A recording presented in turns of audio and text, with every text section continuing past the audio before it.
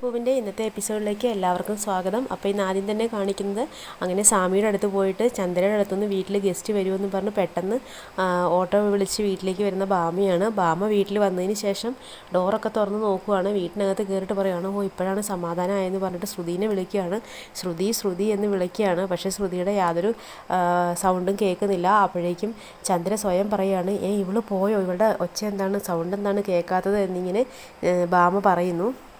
സ്വയം പറയുവാണ്, ഇവളെങ്ങനെ പോകാനാണ്, മുൻവശത്തെയും പുറകുവശത്തെയും വാതിൽ ഞാൻ പൂട്ടിയിട്ടാണല്ലോ പോയത് എന്നും പറഞ്ഞ് പിന്നെയും ശ്രുതി എന്ന് വിളിക്കുകയാണ്. അപ്പോൾ അമ്മ പറയുവാണ്, അയ്യോ അവൾ പറഞ്ഞ പോലെ ചെയ്തിരിക്കും, എൻ്റെ വീട് എന്നും പറഞ്ഞ് ശ്രുതി എന്നും പറഞ്ഞ് ഇങ്ങനെ ബെഡ്റൂം പോയി തുറക്കുകയാണ് കാറിക്കൊണ്ട്.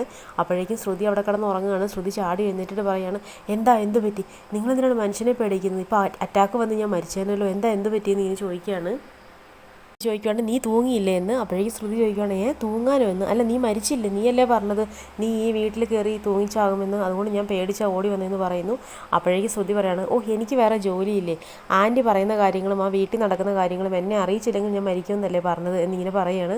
അപ്പോഴേക്കും പാമ്പ് പറയുകയാണ്, ഞാൻ ആകെ പേടിച്ചു പോയി എന്ന് പറയുകയാണ്. ശ്രുതി പറയാണ്, കുറേ നേരം നിങ്ങളെ ഞാൻ വെയിറ്റ് ചെയ്തിരുന്ന് നോക്കി, അവസാനം വന്നപ്പോൾ ഉറക്കം വന്നപ്പോൾ ഞാൻ കയറി കിടന്ന് ഉറങ്ങിയതാണെന്ന് പറയുന്നു. അല്ല എവിടെ നിങ്ങളുടെ ഫ്രണ്ട് ഒരുമിച്ചായിരുന്നല്ലോ പോയെന്ന് പറയുന്നു.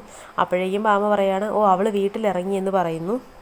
എന്നിട്ട് ശ്രുതിയോട് ഭാമ പറയാണ്, ഭാമയോട് ശ്രുതി ആദ്യം ചോദിക്കുന്നുണ്ട് ഏലസ് എന്തായി കിട്ടിയോ എന്ന്. അപ്പോഴേക്കും ശ്രുതിയോട് ഭാമ പറയാണ്, ഏലസൊക്കെ കിട്ടി, അത് അവൻ്റെ കൈത്തണ്ടയിൽ കെട്ടാനാണ് സ്വാമി പറഞ്ഞിരിക്കുന്നത്, അത് അവൻ്റെ കൈയുടെ മുകളിൽ, അതായത് മുട്ടിന് കുറച്ച് മുകളിലായിട്ട് കെട്ടുകയാണെന്നുണ്ടെങ്കിൽ നീയും അവനും തമ്മിൽ ഇഷ്ടക്കേടാവും, അവന് നിന്നോട് വെറുപ്പാവും, അങ്ങനെ അവൻ നിന്നെ ഉപേക്ഷിക്കും എന്നാണ് പറഞ്ഞതെന്ന് പറയുന്നു.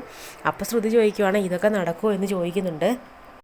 അതൊക്കെ നടക്കും ശ്രുതി, എനിക്കറിയാവുന്ന കുറേ പേരൊക്കെ ഇങ്ങനെ നടന്നിട്ടുണ്ട്, നല്ല സ്നേഹത്തോടെ കഴിയുന്ന ഭാര്യ ഭർത്താക്കന്മാരെ അവരുടെ അമ്മായിമ്മമാരെ ഈ പ്രയോഗത്തിലൂടെയൊക്കെ നല്ല അകറ്റി, അതിനുശേഷം അവർ തമ്മിൽ അകറ്റി നിർത്തിയിട്ട് പിന്നീട് ഒരു ബന്ധം ഇല്ലാതായിട്ടുണ്ട് എന്നൊക്കെ പറയുന്നു.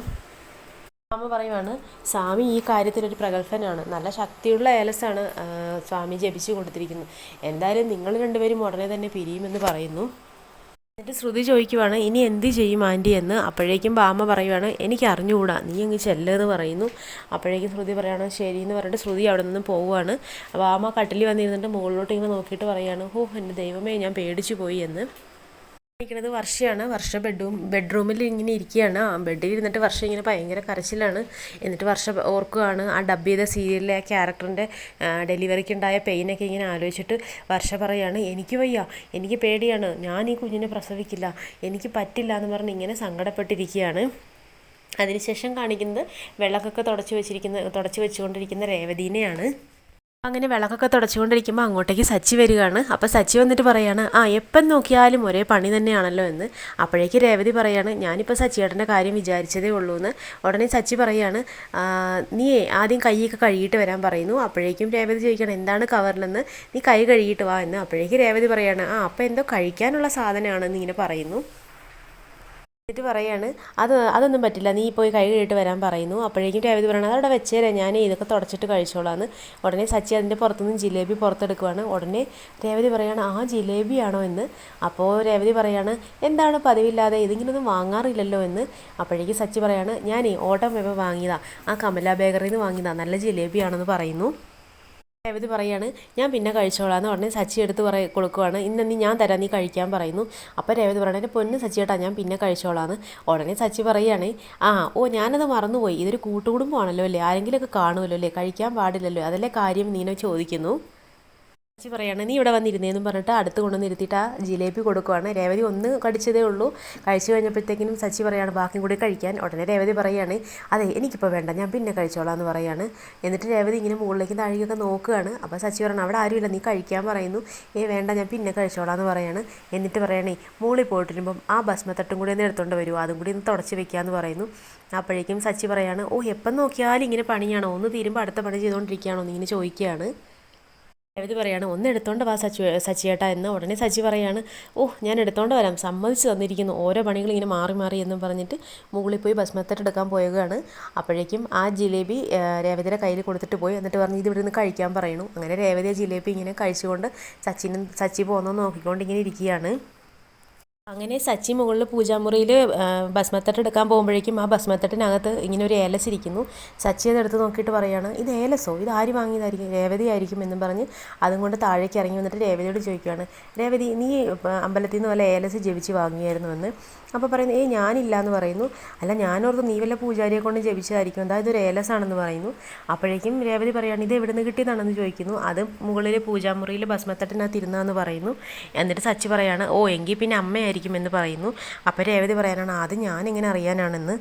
എന്നിട്ട് സച്ചി പറയാണ്, ഇത് സുധിക്ക് വേണ്ടി അമ്മ വാങ്ങിയതാണ്. അവന് വേണ്ടി അമ്മ ഇങ്ങനെ അവിടെ ഒരു സ്വാമിയെ കാണാൻ പോവാറുണ്ടല്ലോ, അവൻ്റെ നല്ലതിന് വേണ്ടി ഇങ്ങനെ ഏലസൊക്കെ വാങ്ങി കെട്ടി കൊടുക്കാറുണ്ട്. അപ്പോൾ ഇത് അവന് വേണ്ടി വാങ്ങിയതാണ്. അപ്പോൾ രേവതി പറയാണ്, എങ്കിൽ പിന്നെ ഇതാ കൊണ്ടുവന്ന പൂജാമുറി തന്നെ വെക്കാൻ പറയുന്നു. അപ്പോൾ സച്ചി പറയുകയാണേ, അതെ അതല്ല, അമ്മ എനിക്ക് വേണ്ടി ഇതുവരെ ഒന്നും ചെയ്തിട്ടില്ലല്ലോ. ഏതെങ്കിലും അമ്പലങ്ങളിലോ പൂജാരിയുടെ അടുത്തോ പോയി എനിക്ക് ഇതുവരെ ഒരു ഏലസ് വാങ്ങിക്കെട്ടി തന്നിട്ടുണ്ടോ അമ്മ? അതുകൊണ്ട് ഇത് ഞാൻ എടുക്കാൻ പോകാമെന്ന് പറയുമ്പോഴേക്കും രേവതി പറയണം, സച്ചിയേട്ടാ നമുക്കിതിൻ്റെ ഒന്നും ആവശ്യമില്ല, അതുകൊണ്ടൊന്ന് അവിടെ വെക്കാൻ പറയുന്നു. രേവതി പറയാണ്, നമുക്കുള്ളത് ദൈവം തരുന്നുണ്ട്, നമ്മൾ ദൈവത്തിനെ പ്രാർത്ഥിക്കുന്നുണ്ട്, അതവിടെ കൊണ്ട് വെക്കാൻ പറയുന്നു. അപ്പോൾ സച്ചി പറയാണ്, അത് വേണ്ട, അത് എല്ലാ പ്രാവശ്യം അവനല്ലേ കെട്ടിക്കൊടുക്കണേ, അവന് മാത്രം നല്ലത് വന്നാൽ മതിയോ, നീ ഇങ്ങോട്ട് കൈ കൊണ്ടോ, അല്ലെങ്കിൽ നിനക്ക് കെട്ടിത്തരാം, എന്താ സംഭവിക്കുന്നത് ഞാൻ നോക്കട്ടെ എന്ന് പറയുന്നു. അപ്പം രേവതി പറയാണ്, ഇതിലൊന്നും സച്ചിയേട്ടന് വിശ്വാസം ഇല്ലാത്തതല്ലേ, പിന്നെ ഇപ്പോൾ എന്ത് പറ്റിയെന്ന്. അതുകൊണ്ടല്ല, അവൻ എല്ലാ പ്രാവശ്യം അവന് വേണ്ടിയല്ലേ അമ്മ ചെയ്യാറുള്ളത്, അതാ ഞാൻ ഓർത്ത് ഈ പ്രാവശ്യം നമുക്കിരിക്കട്ടെ എന്ന് പറയുന്നു. അപ്പോൾ രേവതി പറയണം, അതിൻ്റെ ആവശ്യമില്ല എന്ന്. ഉടനെ സച്ചി പറയണം, നീ കൈ കാണിച്ചതിനൊക്കെ ഞാൻ കെട്ടിത്തരാമെന്ന് പറഞ്ഞ് കയ്യിൽ പിടിക്കുകയാണ്. അപ്പോഴേക്കും രേവതി പറയണം, എനിക്ക് വേണ്ട എന്നിങ്ങനെ പറയുന്നു. അപ്പോഴേക്കും രവി അങ്ങോട്ട് വരികയാണ്. രവി വന്നിട്ട് ചോദിക്കുകയാണ്, എന്താണ് രണ്ടുപേരും കൂടി ഒരു കശപിശ എന്ന്. അപ്പോഴേക്കും സച്ചി പറയാണ്, അച്ഛാ ഇത് കണ്ടോ, പൂജാമുറിയിൽ നിന്ന് കിട്ടിയ ഏലസാണെന്ന് ഇങ്ങനെ പറയുന്നു. എന്നിട്ട് പറയാണ്, നിനക്ക് ഇതിലൊന്നും വിശ്വാസം ഇല്ലാത്തതാണല്ലോ എന്ന്. അപ്പോഴേക്കും പറയാണ്, ഇത് ഞാൻ വാങ്ങിയതൊന്നും അല്ല എന്ന് പറയുന്നു. എന്നിട്ട് പറയാണ്, രവി പറയാണ്, മുമ്പൊക്കെ അമ്മ എനിക്കിങ്ങനെ ഏലസ് ജപിച്ച് തരുമായിരുന്നു, എൻ്റെ കയ്യിലും കഴുത്തിലും അരയിലും ഒക്കെ ഉണ്ടാവും എന്ന് പറയുന്നു.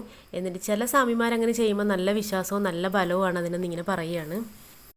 ഏലസ് എടുത്ത് രവിയുടെ കയ്യിൽ കെട്ടുകയാണ്, എങ്കിൽ പിന്നെ ഇത് അച്ഛൻ്റെ കയ്യിലിരിക്കട്ടെ എന്ന്. അപ്പോൾ രവി പറയാണ്, വേണ്ട, രേവതി മോൾക്ക് കെട്ടിക്കൊടുക്കാൻ അവൾക്ക് വേണ്ടെന്ന് നമ്മൾ പറഞ്ഞല്ലോ, ഇതേ അച്ഛൻ്റെ കയ്യിലിരിക്കട്ടെ, നല്ലത് സംഭവിക്കുകയാണെങ്കിൽ ഇത് അച്ഛന് സംഭവിക്കട്ടെ, അച്ഛന് നല്ലത് സംഭവിച്ചാൽ ഞങ്ങൾക്ക് സംഭവിച്ച പോലാണെന്ന് പറഞ്ഞ് സച്ചി ആ ഏലസ് എടുത്ത് രവിയുടെ കയ്യിൽ തന്നെ കെട്ടിക്കൊടുക്കുകയാണ്. രവിയുടെ കൈയുടെ മുട്ടിന് മുകളിലായിട്ട് അതേപോലെ തന്നെ സച്ചി കെട്ടിക്കൊടുക്കുന്നു ആ ഏലസ്.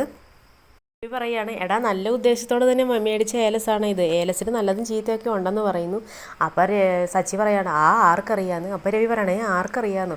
അപ്പോൾ പറഞ്ഞു, ഇത് വാങ്ങിയ ആൾക്കല്ലേ അറിയുള്ളൂ, പിന്നെ ഇതെന്തായാലും നല്ല ഉദ്ദേശത്തോടു കൂടി വാങ്ങിയതായിരിക്കും, അത്രമേൽ പ്രിയപ്പെട്ട ആൾക്കായിരിക്കുമല്ലോ, അപ്പം നല്ലതിന് വേണ്ടിയായിരിക്കും വാങ്ങിയത് എന്ന് പറയുന്നു. എന്തായാലും ഈ ഏലസ് കിട്ടുന്നതിൽ അറിയാമല്ലോ അച്ഛൻ്റെ ജീവിതത്തിൽ എന്താണ് മാറ്റങ്ങൾ സംഭവിക്കുന്നതെന്ന് അറിയാമെന്ന് സച്ചി പറയുകയാണ്. യോട് സച്ചി പറയാണ്, പാവം സുധി, അവന് കിട്ടണ നല്ലതൊക്കെ ഇനി അച്ഛന് കിട്ടുമെന്ന് പറയുന്നു. അപ്പോഴേക്ക് രേവതി പറയാണ്, അതെന്തെങ്കിലും ആയിക്കോട്ടെ, അമ്മയുടെ കയ്യിൽ നിന്ന് സച്ചിയേട്ടൻ നല്ലത് കിട്ടാതെ നോക്കുമെന്ന് പറഞ്ഞിട്ട് രേവതി പറയാണ്, മാറ്, ഞാനിതൊക്കെ കൊണ്ടുവന്ന് വെക്കട്ടെ എന്ന് പറഞ്ഞ് അതൊക്കെ ജിലേബിയൊക്കെ എടുക്കുകയാണ് കൊണ്ടുവന്ന് വെക്കാൻ വേണ്ടി. ഉടനെ സച്ചി അവിടെ തന്നെ ആലോചിക്കുകയാണ്, അല്ല അതെന്തായിരിക്കും രേവതി അങ്ങനെ പറഞ്ഞത് എന്നിങ്ങനെ പറയുന്നു. രവിയാണെന്നുണ്ടെങ്കിൽ സച്ചി കെട്ടിക്കൊടുത്ത ഏലസുമായിട്ട് പോയിട്ടുണ്ട്, മിക്കവാറും ഇത് ചന്ദ്രയ്ക്കായിട്ടുള്ള പണി തന്നെ ആവാനാണ് ചാൻസ് കൂടുതൽ. പിന്നീട് കാണിക്കുന്നത് മീരയുടെ വീട്ടിലിരിക്കുന്ന ശ്രുതിനെയാണ്. ശ്രുതിയുടെ അടുത്തേക്ക് മീര വന്നിട്ട് ചോദിക്കുവാണ്, അല്ല ഈ ഏലസിനൊക്കെ ഇത്രയും പവർ ഉണ്ടാവുമോ എന്ന്. അപ്പം ശ്രുതി പറയുകയാണ്, അതെ അങ്ങനെയൊക്കെ ഉണ്ടാവും, ബാമാൻറ്റി പറഞ്ഞിട്ടുണ്ട്, ബാമാൻറ്റിക്ക് അനുഭവമുണ്ട്, പലരുടെയും ജീവിതത്തിൽ അങ്ങനെയൊക്കെ സംഭവിച്ചിട്ടുണ്ടെന്ന് പറയുന്നു. ഒന്നാമതേ ശ്രുതിക്കാണെങ്കിൽ എന്നോട് വെറുപ്പാണ്, ഇനിയിപ്പോൾ ഇതും കൂടി കെട്ടിക്കൊടുക്കുമ്പോൾ എന്നോടുള്ള ദേഷ്യം കൂടും, അവൻ എന്നെ വെറുക്കും, എന്നെ ഡിവോഴ്സ് ചെയ്യുമെന്ന് ഇങ്ങനെ പറയുന്നു. അപ്പോഴേക്കും മീര പറയാണ്, എങ്കിൽ പിന്നെ ഇതേപോലെ തന്നെ ഭർത്താവിനെയും അമ്മേനെയും കൂടി പിരിക്കാനുള്ള ഏലസ് വാങ്ങാൻ പാടില്ലേ, അതാകുമ്പം ശ്രുതി നിന്നോടുള്ള ഇഷ്ടം കൂടും, നിന്നോട് സംസാരിക്കും, നിൻ്റെ അടുത്തേക്ക് വരും, അങ്ങനെ അമ്മേനെ പൂർണ്ണമായിട്ട് വെറുക്കുകയല്ലേ എന്ന് ഇങ്ങനെ ചോദിക്കുന്നു.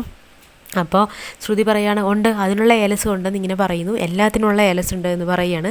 അപ്പോഴേക്കും മീര പറയാണ്, അതൊക്കെ ഓക്കെ, പക്ഷെ നീ എങ്ങനെയാണ് ഇതവന് കെട്ടിക്കൊടുക്കുക, അവൻ നിന്നോട് സംസാരിക്കാറ് പോലും ഇല്ലല്ലോ എന്ന്. അപ്പോഴേക്കും ശ്രുതി പറയാണ്, അതിനൊക്കെയുള്ള ആളുണ്ട് വേറെ, ഞാൻ തന്നെ കെട്ടിക്കൊടുക്കണമെന്ന് നിർബന്ധമില്ലല്ലോ, അവൻ്റെ കയ്യിൽ ഇത് എത്തിയാൽ പോരെ, അതിനൊക്കെയുള്ള വഴിയുണ്ട്, ഞാൻ ആദ്യം പോയി ആ സ്വാമി ഒന്ന് കാണട്ടെ, എന്നിട്ട് ഏലസ് സംഘടിപ്പിക്കട്ടെ എന്നിങ്ങനെ പറഞ്ഞ് ശ്രുതി ഇങ്ങനെ നിൽക്കുകയാണ്. എന്നിട്ട് ശ്രുതി ഇങ്ങനെ എന്തോ ആലോചിച്ചുകൊണ്ട് നിൽക്കുന്നുണ്ട്. അടുത്ത ശ്രുതി എന്തോ ഒരു പണി ചന്ദ്രയ്ക്ക് കൊടുക്കാനുള്ള പ്ലാനിലാണ് ചെയ്തുകൊണ്ടിരിക്കുന്നത്.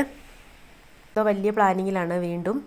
പിന്നീട് കാണിക്കുന്നത് ശ്രുതി സ്വാമിയുടെ അടുത്ത് പോകുന്നതാണ്. അവിടെ ചെല്ലുമ്പോഴത്തേക്കിനും സ്വാമിയുടെ അടുത്ത് എന്നിട്ട് പറയണം, നമസ്കാരം സ്വാമിന്ന്. അപ്പോൾ സ്വാമി പറയുകയാണ്, ഇരിക്കാൻ പറയുന്നു. അങ്ങനെ സ്വാമി ചോദിക്കുകയാണ്, എന്താണ് കാര്യമെന്ന്. അപ്പോൾ ശ്രുതി പറയുകയാണ്, എൻ്റെ ഭർത്താവിനെയും അമ്മയും പിരിക്കണമെന്ന്. അപ്പോഴേക്കും സ്വാമി പറയുകയാണ്, ഭഗവാനെ, ഇവിടെ വരുന്നവരൊക്കെ പിരിക്കാനാണല്ലോ വരുന്നത്, എന്താണ് കാര്യമെന്ന് ചോദിക്കുന്നു. അപ്പോൾ ശ്രുതി പറയുകയാണ്, എൻ്റെ ഭർത്താവിൻ്റെ അമ്മ എന്നെയും എൻ്റെ ഭർത്താവിനെയും ഒരുമിച്ച് ജീവിക്കാൻ സമ്മതിക്കുന്നില്ല, അദ്ദേഹം എന്നോട് സംസാരിക്കാറ് പോലുമില്ല, കാണാറ് പോലും പറ്റുന്നില്ല എന്നിങ്ങനെ പറയുന്നു. അപ്പോൾ സ്വാമി പറയാണ് ശരി ഞാൻ ഏലസ് തരാമെന്ന് ഇങ്ങനെ പറയുകയാണ്. ഈ ഏലസ് കൊടുക്കാൻ പോകുമ്പോഴേക്കും ശ്രുതി പറയാണ് സ്വാമി എൻ്റെ ഭർത്താവിൻ്റെ അമ്മ എന്നെ ഭർത്താവിൽ നിന്ന് അകറ്റാൻ വേണ്ടി അദ്ദേഹത്തിൻ്റെ കയ്യിലൊരു ഏലസ് കെട്ടിയിട്ടുണ്ട്. ഇത് അതിനേക്കാൾ ശക്തിയുള്ളതായിരിക്കണം എങ്കിലേ ബലമുണ്ടാവുള്ളൂ എന്ന് പറയുന്നു. അപ്പോഴേക്ക് സ്വാമി പറയാണ് എങ്കിൽ പിന്നെ ഇത് ആദ്യമേ പറയണ്ടേ എന്ന് പറയുന്നു. കൊടുക്കുകയാണ് ഏലസ് വീണ്ടും കുറച്ചും കൂടി സ്ട്രോങ് ആയിട്ടുള്ള ഏലസ് കൊടുക്കുകയാണ്. അത് വാങ്ങിക്കഴിഞ്ഞപ്പോഴത്തേനും സ്വാമി പറയുവാണ് ഈ ഏലസ് കുട്ടിയുടെ ഭർത്താവിൻ്റെ കൈമുട്ടിന് മുകളിലായിട്ട് കെട്ടിക്കൊടുക്കണം. അത് ധരിച്ചതിന് ശേഷം അവൻ്റെ അമ്മയോട് ദേഷ്യം തോന്നും, വെറുപ്പ് തോന്നും, അകൽച്ച തോന്നും, കുട്ടിയോട് സ്നേഹം കൂടുമെന്ന് പറയുന്നു. അപ്പോൾ ശ്രുതി പറയാണ് ശരി സ്വാമി എന്നിങ്ങനെ പറയുന്നു. പിന്നെ കാണിക്കുന്നത് രവിയാണ്. രവി ബെഡ്റൂമിൽ ഇരുന്ന് കയ്യിലേക്ക് ഇങ്ങനെ നോക്കുകയാണ്. നോക്കിയിട്ട് പറയുകയാണ് ഈ പിള്ളേരെ ഒരു കാര്യം ഏലസ് എന്തോ നല്ലതിനുള്ളതാണെന്ന് തോന്നുന്നു എന്ന് പറയുന്നു. പെട്ടെന്നാണ് രവി കട്ടിലേക്ക് നോക്കുമ്പോൾ അവിടെ കുറേ തുണികൾ കിടക്കുന്നു. പെട്ടെന്ന് രവിക്ക് ദേഷ്യം കൂടുകയാണ്. ആ ഏലസിൻ്റെ പവർ വർക്ക് ആവണത് പോലെ രവി ചാടി എഴുന്നേറ്റിട്ട് പറയുകയാണ് എടി ചന്ദ്രയെ ഇങ്ങനെ വിളിക്കുന്നു. അപ്പോൾ ചന്ദ്ര അങ്ങോട്ടേക്ക് വരികയാണ്. എന്താ രവിയേട്ടാന്ന് ചോദിച്ചിട്ട് എന്നിട്ട് പറയാണ് എത്ര പ്രാവശ്യം നിനക്ക് പറഞ്ഞാലും മനസ്സിലായില്ലല്ലേ, നിനക്ക് ഇത്രയും വയസ്സായില്ലേ, നിനക്ക് എന്താണ് കാര്യങ്ങൾ പറഞ്ഞാൽ മനസ്സിലാകാത്തതെന്ന് ചോദിക്കുന്നു. അപ്പോൾ ചന്ദ്ര ചോദിക്കുകയാണ് എന്താണ് കാര്യമെന്ന്. ഈ കട്ടിലിൽ ഇങ്ങനെ തുണി കിടക്കുന്നത് കണ്ടോ, ഇതെല്ലാം മടക്കി അയൺ ചെയ്ത് അലമാരിക്കുള്ളിൽ വെക്കണമെന്ന് നിന്നോട് ഞാൻ പറഞ്ഞല്ലേ എന്ന് പറയുന്നു. അപ്പോഴത്തേക്കിനും ചന്ദ്ര പറയാണ് അത്രേ ഉള്ള കാര്യം, അതിപ്പോൾ ചെയ്യാം, രേവതി എന്ന് പറഞ്ഞ് വിളിക്കാൻ പോവാണ്. ഉടനെ രവി പുറകെ പോയിട്ട് കയ്യെ പിടിച്ചിട്ട് പറയാം രേവതിയല്ല നീ വേണം ഇത് ചെയ്യാമെന്ന് പറയുന്നു. എന്നിട്ട് രവി പറയാണ് നിനക്ക് എത്ര പറഞ്ഞാലും മനസ്സിലാവില്ല, നീ ജന്മത്തിൽ നിന്നും പഠിക്കാൻ പോണില്ല എന്ന്. അപ്പോൾ ചന്ദ്ര പറയാണ് ഞാൻ പഠിക്കണില്ല എന്നിങ്ങനെ പറയുന്നു. അങ്ങനെ പറഞ്ഞ് വഴക്കുണ്ടാക്കിക്കൊണ്ട് നിൽക്കുമ്പോഴത്തേക്കിനും അവിടേക്ക് സച്ചിൻ രേവതിയും വരികയാണ്. എന്നിട്ട് രേവതി വന്നിട്ട് ചോദിക്കുകയാണ് അമ്മ എന്താണ് പ്രശ്നം എന്ന്.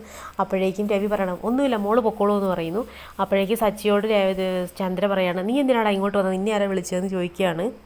പറയാണ് എപ്പോഴും ഭാര്യയുടെ വാലും പിടിച്ച് പുറകെ നടക്കും, നാണമില്ലല്ലോടാ നിനക്കെന്ന് പറഞ്ഞ് സച്ചിയോട് ദേഷ്യപ്പെടുന്നു. ഉടനെ രവി പറയാണ് ഇനി നീ അവൻ്റെ മേത്തേക്ക് കയറിക്കോ, അവനോട് ദേഷ്യപ്പെട്ടോ എന്നിങ്ങനെ പറഞ്ഞ് രവിക്കാണെങ്കിൽ ഭയങ്കര ദേഷ്യം കൺട്രോൾ ചെയ്യാൻ പറ്റാത്ത പോലെ വരുന്നുണ്ട്.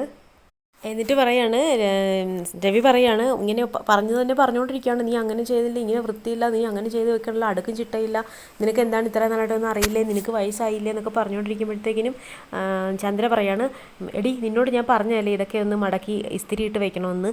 അപ്പോഴേക്കും രവി പറയാണ് അല്ല നീ എന്തിനാണ് അവളോട് പറയണത്, ആ കൊച്ചെന്തിനാ ഇതൊക്കെ ചെയ്യുന്നത്, ഇത് നീ വേണം ചെയ്യാമെന്ന് പറയുന്നു. അപ്പോഴേക്കും ചന്ദ്ര പറയാണ് അല്ല അവളല്ലേ ഇവിടുത്തെ കാര്യങ്ങളൊക്കെ ചെയ്യുന്നത്, അവൾ വേണ്ട ഇത് ചെയ്യാമെന്ന്. അവളല്ല നീ ചെയ്യണം, നിന്നോടാണ് ഞാൻ പറഞ്ഞതെന്ന് പറഞ്ഞിട്ട് പിന്നെ ഇങ്ങനെ രവി ഒച്ച വെച്ചുകൊണ്ടിരിക്കുകയാണ്. ഇത് ഫുള്ള് നിൻ്റെ സാരിയും ബ്ലൗസും ഒക്കെ അല്ലേ, അല്ലാതെ അവളുടെ തുണികളല്ലല്ലോ, ഈ കൊച്ചെന്താ വേലക്കാരിയാണോ ഈ വീട്ടിലെ ജോലികൾ ഫുള്ള് ചെയ്യാൻ. ഈ കിടക്കുന്ന തുണികളെല്ലാം മടക്കി ഇസ്തിരിയിട്ട് അതാ ഈ ഷെൽഫിൽ വെച്ചേക്കണം, പറയണത് പറഞ്ഞതുപോലെ കേട്ടോണം, അടുക്കും ചിട്ടയ്ക്ക് എല്ലാം മടക്കി പറക്കി വൃത്തിയാക്കി വെച്ചിരിക്കണം എന്നിങ്ങനെ പറയുന്നു. ഞാൻ പറഞ്ഞു നിനക്ക് മനസ്സിലാകുന്നുണ്ടോ എന്നൊക്കെ ഇങ്ങനെ ചോദിക്കുകയാണ് ചന്ദ്രയോട്. ചന്ദ്രയ്ക്ക് ഇങ്ങനെ നല്ല ദേഷ്യം എന്നിട്ട് രവി ഇങ്ങനെ നോക്കി നിൽക്കുകയാണ്. നിന്നെ ഇതൊക്കെ പഠിപ്പിക്കാൻ പറ്റുമെന്ന് ഞാനൊന്ന് നോക്കട്ടെ, ഈ മുറി എല്ലാം അടിച്ച് വൃത്തിയാക്കി തുടച്ചിടണമെന്ന് പറയുന്നു. പറയുന്നത് കേക്ക് ചന്ദ്രയെ ചെയ്യാൻ തുടങ്ങുമെന്ന് പറയുന്നു. അപ്പോഴത്തേക്കിനും ചന്ദ്ര പറയാണ് നിങ്ങളിപ്പോൾ എന്തായാലും ഈ ബെഡിൽ കിടക്കാനൊന്നും പോകുന്നില്ലല്ലോ, പിന്നെ ഞാൻ തുടച്ച് വൃത്തിയാക്കി ബെഡൊക്കെ മടക്കിയിട്ടോളാം എന്ന് പറയുന്നു. ചന്ദ്ര പറയാണ് ഞാനിപ്പോൾ ഒന്നും ചെയ്യലാന്ന്. അപ്പോഴേക്കും രവി പറയണം മര്യാദയ്ക്ക് ഇതൊക്കെ ചെയ്യാൻ തുടങ്ങിക്കോ എന്ന് പറയുന്നു. അപ്പോൾ ചന്ദ്ര പറയണം ചെയ്തില്ലെങ്കിലോ നിന്നെ അനുസരിപ്പിക്കാൻ പറ്റുമോ ഞാൻ നോക്കട്ടെ എന്ന് പറഞ്ഞിട്ട് ഇങ്ങനെ അടിക്കാൻ വേണ്ടി പോവാണ്. അപ്പോഴേക്കും ചന്ദ്ര പറയാണ് ഇനി അടിച്ച് കൊല്ലുമെന്ന് ഇങ്ങനെ പറയുന്നു. ഉടനെ ഭയങ്കര ഹൈപ്പറായിട്ട് നിൽക്കുകയാണ് രവി. ഉടനെ ഇത് കണ്ടിട്ട് സച്ചി രേവതിയും കൂടി രവീനെ അവിടുന്ന് വലിച്ചുകൊണ്ട് പോകണം. അച്ഛൻ ഇങ്ങോട്ട് വാച്ചാന്നും പറഞ്ഞ് രവീനെ അവിടുന്ന് എങ്ങനെയൊക്കെ വലിച്ചുകൊണ്ട് പോവുകയാണ്. രവി പോയതിന് ശേഷം ചന്ദ്ര കട്ടിലിൽ ഇരുന്നിട്ട് സ്വയം ആലോചിക്കുവാണ് ഇദ്ദേഹം എന്താണ് ഇങ്ങനെയൊന്നും ദേഷ്യപ്പെടുന്ന ആളല്ലോ, പെട്ടെന്ന് എന്താ പറ്റിയെന്ന് ഇങ്ങനെ ചന്ദ്രയ്ക്ക് ഒരു എത്തും പിടിയും കിട്ടുന്നില്ല. എന്നിട്ട് പിന്നെ കാണിക്കുന്നത് ശ്രുതിയാണ്. ശ്രുതി നേരെ പോണത് ബാമയുടെ വീട്ടിലേക്കാണ്. അവിടെ പോയി കോളിംഗ് ബെല്ലടിക്കുന്നു. ബാമ വന്ന് ഡോറ് തുറക്കുന്നു. എന്നിട്ട് ചോദിക്കുകയാണ് നീ എന്താണ് ഈ സമയത്തെന്ന്. എന്നിട്ട് പറയാണ് എന്തായി ആ ഏലസ് വർക്ക് ചെയ്യാൻ തുടങ്ങിയോ, ശ്രുതി നിന്നെ വിളിച്ച് വഴക്കൊക്കെ പറയാൻ തുടങ്ങിയോ. ആദ്യമൊക്കെ വഴക്കിലായിരിക്കും തുടങ്ങുക, പിന്നീട് അതങ്ങ് വലിയ വഴക്കിലേക്ക് മാറുമെന്ന് പറയുന്നു. അപ്പോഴേക്ക് ശ്രുതി പറയാണ് ആ ഏലസൊന്നും എനിക്കിതാവാൻ പോണില്ല, അതുമല്ല ശ്രുതി എന്നെ വെറുക്കാനും പോകുന്നില്ല, എന്നെ ഉപേക്ഷിക്കാനും പോകുന്നില്ല എന്ന് പറയുന്നു. ഞാൻ ആ സാമീനെ കണ്ടിട്ടേ അതിലും വലിയ ശക്തിയുള്ള ഒരു ഏലസ് വാങ്ങിച്ചിട്ടുണ്ടെന്ന് പറയുന്നു. അപ്പോൾ ബാമ ഇങ്ങനെ ഞെട്ടി നിൽക്കുകയാണ്. എന്നിട്ട് പറയാണ് ഈ ഏലസില്ലേ ഇത് അവൻ്റെ കൈത്തണ്ടയിൽ കെട്ടുകയാണെങ്കിൽ അവൻ അവൻ്റെ അമ്മേനെ വെറുക്കും, എന്നെ സ്നേഹിക്കും, പിന്നെ ശ്രുതി എൻ്റെ അടുത്തേക്ക് തന്നെ ശ്രുതി വരികയും ചെയ്യുമെന്ന് പറയുന്നു. അപ്പോൾ ബാമ പറയുവാണ് നീ കൊള്ളാലോടി എന്ന്. എന്നപ്പോഴേക്കും ശ്രുതി പറയാണ് അത് ആൻറ്റിക്ക് ഇപ്പോഴാണോ മനസ്സിലായെന്ന് ചോദിക്കുന്നു. ഭാമ ചോദിക്കുവാണ് അത് ഇതെങ്ങനെ നീ അവന് കെട്ടിക്കൊടുക്കും, അവൻ നീയുമായിട്ട് സംസാരിക്കുവാറ് കൂടിയില്ലല്ലോ എന്ന് പറയുന്നു. അപ്പോഴേക്കും ശ്രുതി പറയാണ് അതിന് ഞാനല്ലല്ലോ, ഇത് ഭാമാൻ്റെ അല്ലേ കെട്ടിക്കൊടുക്കാൻ പോകുന്നതെന്ന്. അപ്പോഴേക്കും ഭാമ പറയാണ് ഞാനോ, എന്നെ കൊണ്ടൊന്നും വയ്യാന്ന് പറയുന്നു. ഉടനെ ശ്രുതി പറയാണ് അതിന് നിങ്ങൾ കെട്ടിക്കൊടുക്കണ്ട, നിങ്ങളിത് കൊണ്ടുപോയി ചന്ദ്ര ആൻറ്റിയുടെ കൊണ്ടുവന്ന് കൊടുത്തിട്ട് നിങ്ങൾ പറയുക ഇതേ ഞാൻ അമ്പലത്തിൽ പോയപ്പം അവിടെ വേറൊരു സ്വാമീനെ കണ്ടു, അത് നല്ല ശക്തിയുള്ള സ്വാമിയായിരുന്നു, അപ്പം ഇത് അതിലും ബലമുള്ള ഏലസാണ്, അതുകൊണ്ട് ഇത് കെട്ടിക്കൊടുക്കുവാണെങ്കിൽ പെട്ടെന്ന് തന്നെ അവൻ ശ്രുതിയെ ഉപേക്ഷിക്കുമെന്ന് പറഞ്ഞാൽ ആൻറ്റി എപ്പോൾ കെട്ടിക്കൊടുത്തെന്ന് പറഞ്ഞാൽ മതിയെന്ന് പറയുന്നു. അമ്മ പറയാണ് ഞാൻ തന്നെ ഇത് ചെയ്യണോ ശ്രുതി, ഞാൻ എൻ്റെ മകൻ പിരിഞ്ഞിരിക്കുന്ന വിഷമത്തിലാണ്, ഇനി അവളും കൂടി അങ്ങനെ വിഷമിക്കുന്നത് ഞാൻ കാണണ്ടേ. ശ്രുതി എന്ന് വെച്ചാൽ അവൾക്ക് ജീവനാണ്, അവൾ ഒരിക്കലും അവനെ പിരിഞ്ഞിരിക്കില്ല, അവൾക്കത് സഹിക്കാൻ പറ്റിയല്ല എന്ന് പറയുന്നു. അവൾ വല്ലോ ആത്മഹത്യ ചെയ്യുമെന്ന് പറയുന്നു. ഉടനെ ശ്രുതി പറയാണ് ആര്, ചന്ദ്രാൻ്റിയോ എന്നിങ്ങനെ ചോദിക്കുന്നു. ഭാമ പറയാണ് ഈ ഏലസ് കൊടുക്കാൻ എന്നെക്കൊണ്ട് പറ്റില്ല എന്ന് പറയുന്നു. അപ്പോഴേക്കും ശ്രുതി പറയാണ് പറ്റില്ല എന്നിങ്ങനെ. അപ്പോൾ ഭാമ പറയാം പറ്റുകയില്ല എന്ന് പറയുന്നു. ഉടനെ ശ്രുതി മുകളിൽ ഫാനിലേക്ക് നോക്കുകയാണ്. ഉടനെ ഭാമ പറയാണ് നീ ആ ഏലസ് ഇങ്ങ് കൊണ്ടെത്താ, ഞാൻ കൊടുത്തോളാം എന്ന് പറയുന്നു. അത് കഴിഞ്ഞിട്ട് ഭാമ പറയാണ് പക്ഷേ ഇപ്പോഴൊന്നും എനിക്ക് പോകാൻ പറ്റില്ല, ഈ നേരത്തൊന്നും സന്ധ്യയായി എന്ന് പറയുന്നു. അപ്പോഴേക്കും ശ്രുതി പറയാണ് ഇപ്പം വേണ്ട, നാളെ കൊടുത്താൽ മതി എന്ന് പറഞ്ഞിട്ട് ശരി ആൻറ്റി ഞാൻ പോവാമെന്ന് പറഞ്ഞിട്ട് ശ്രുതി അവിടെ നിന്നും പോവുകയാണ്. കൂടി ഭാമ ഏലസ്